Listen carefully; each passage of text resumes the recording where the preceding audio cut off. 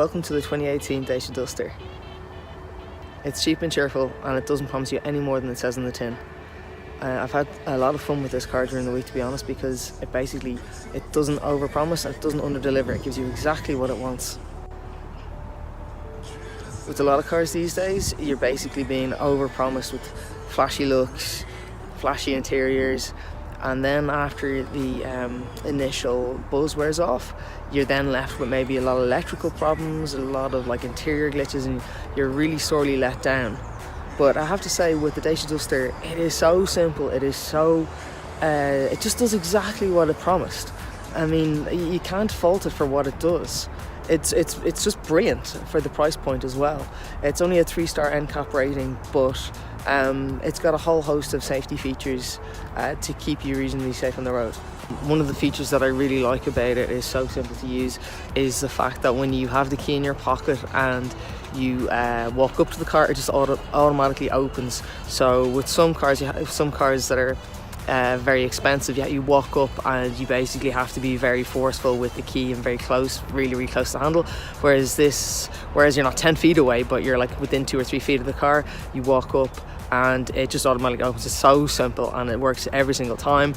Same again when you walk away from the car, it locks, but it does this horrible beep thing like the Americans have, which I really don't enjoy, especially now it's not so late it's going to wake your neighbours, but I'm up early and I'm home late. It's got a ton of space in the interior cabin.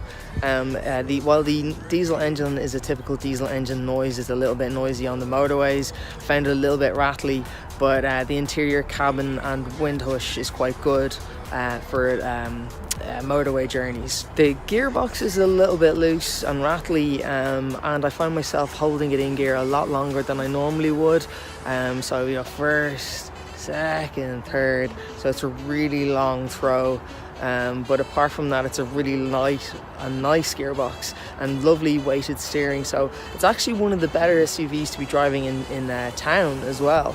It's big, but it's very nimble and it's easy to fit into parking spaces. So I found that an really excellent point about it. Again, it's just so simple. It keeps things simple. Everything is simple on it.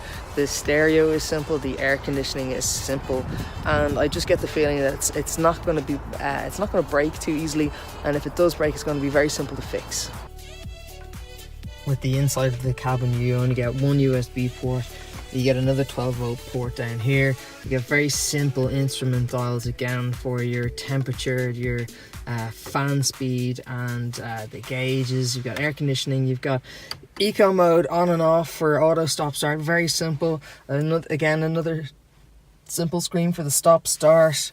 You've got all your telephone gauges here that you can use for your easy to hook up Bluetooth. I mean, you just can't fault it for what it does. You really can't, in fairness to it, and for the price point, they're not telling you any lies whatsoever about what this car is about.